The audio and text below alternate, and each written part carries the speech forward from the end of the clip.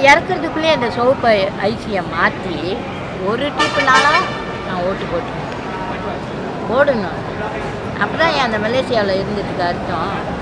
நான் என்ன வெளிநாட்டுக்காரன், எங்கள் அப்பா அம்மாலாம் இந்த ஊரில் பிறந்தோம்.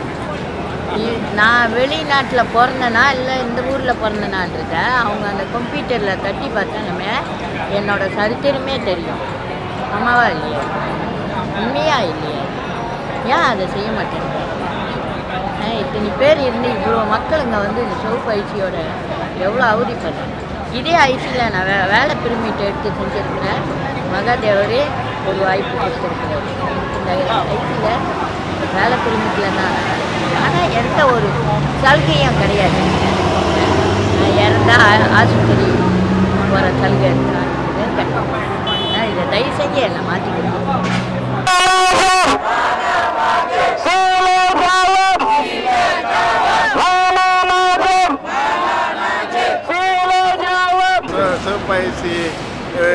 சிவப்பைசி என்கிட்ட இருக்குது. ஆனால் இன்கம் டேக்ஸு 3 தடவை கட்டியிருக்கு, அது வாங்கியிருக்கிறாங்க.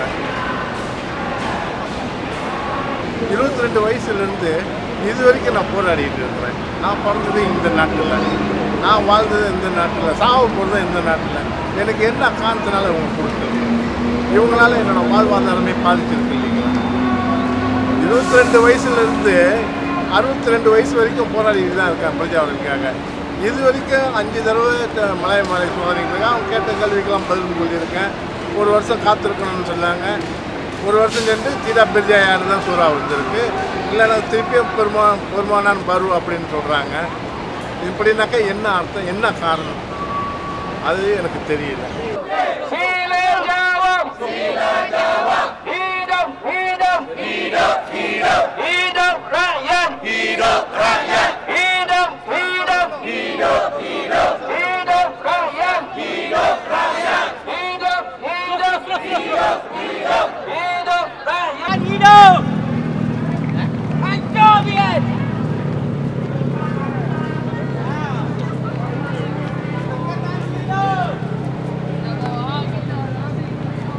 Tunggu sekejap, sementara wakil pimpinan masuk ke dalam untuk beritahu DPN bahawa semua di sini datang untuk minta kad pengenalan biru.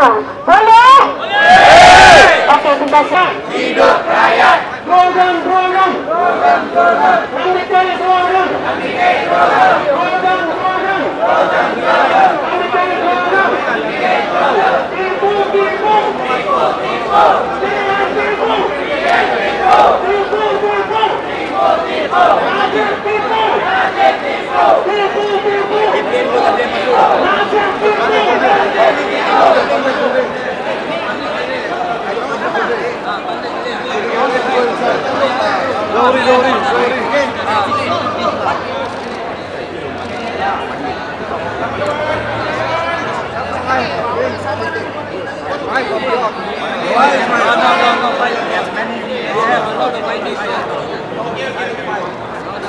You don't decide.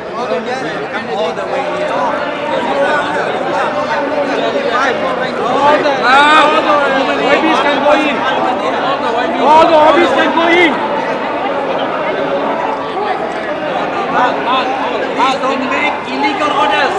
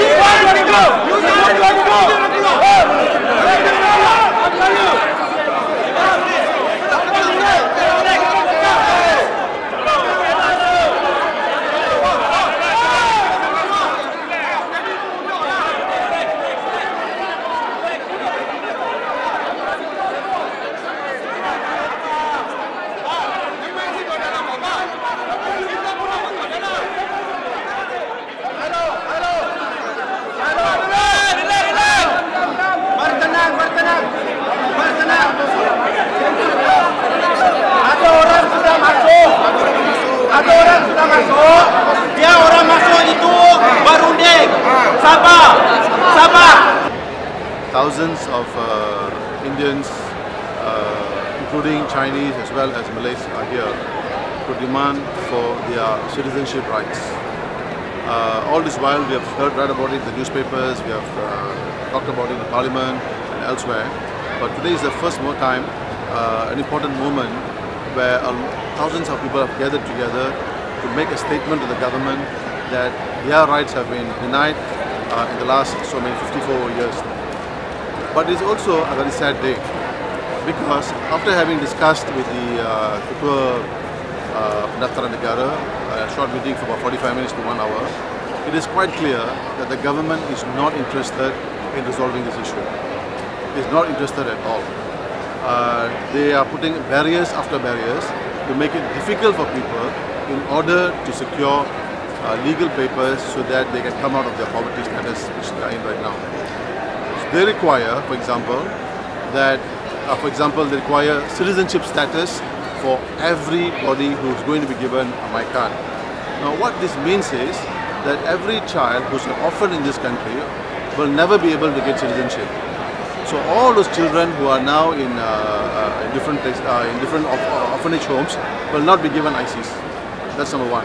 Number two, I had raised the issue: how come Indonesians and others have been given ICs overnight, 2 weeks and so on? And she asked me for proof. Where is my proof? So I said the very proof was given by the Prime Minister when he acknowledged and set up the RCI in Sabah. Clearly an indication that government is giving out citizenship to Indonesians and also to Filipinos to become citizens of this country. And if that can happen, if the government can give citizenship rights to Indonesians and Filipinos, why are they not giving to Malaysians who are born in this country, who have family in this country, who went to Malaysian schools and will also die in this country? Why are Indians being denied this right? So I think this is clearly another case of marginalization, another case where you doom a community of people into poverty, and this has to stop. And what is really an outrage is that now we have to set up tables outside of this Jabatan Pendaftaran Negara, and we, civil society and political parties, have to register the people who are now will be processed by the JPN. Now, why then do you have a government? Why then do you have this huge $1 million or maybe even $1 billion building?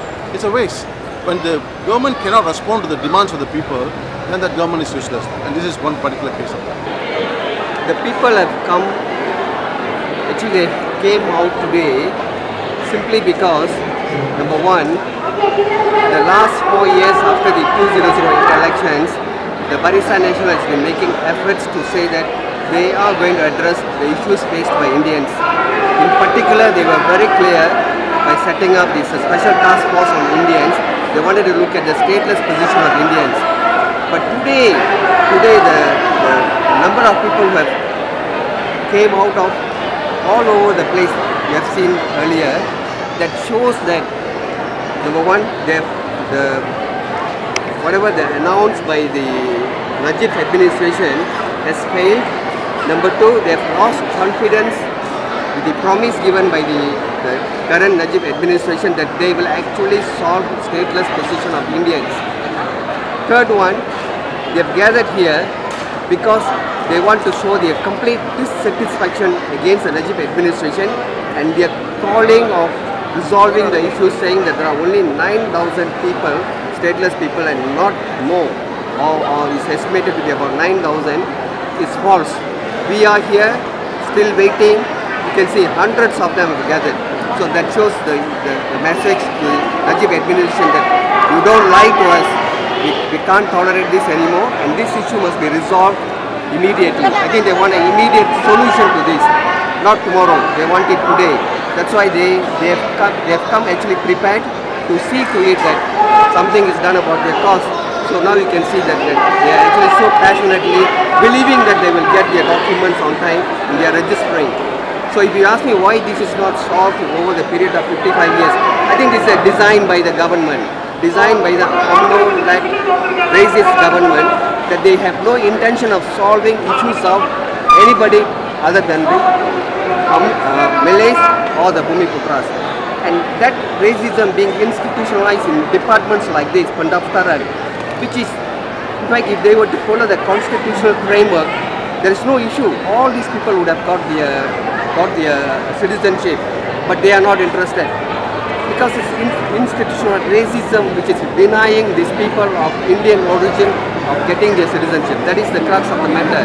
So the point here, that being the chairperson of the human rights organization, I want to pose is, citizenship is an issue of constitutional right, and that must be respected, and these people should be given citizenship without as of right being in this country in accordance with the constitutional provisions. If that cannot be fulfilled by this administration, people in charge of this administration should actually resign and get out and allow people who can run this country better. That's my position.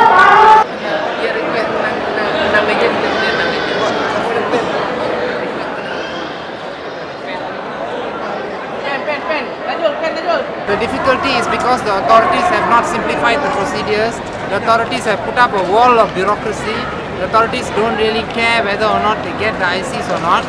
So it is a complete failure of the registration department. It's not the failure of the people, it's a failure of the system.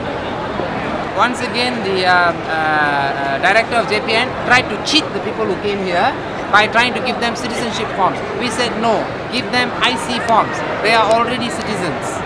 Okay, and finally they agreed to give the IC form, but it remains to be seen whether or not they will process and issue the blue ICs.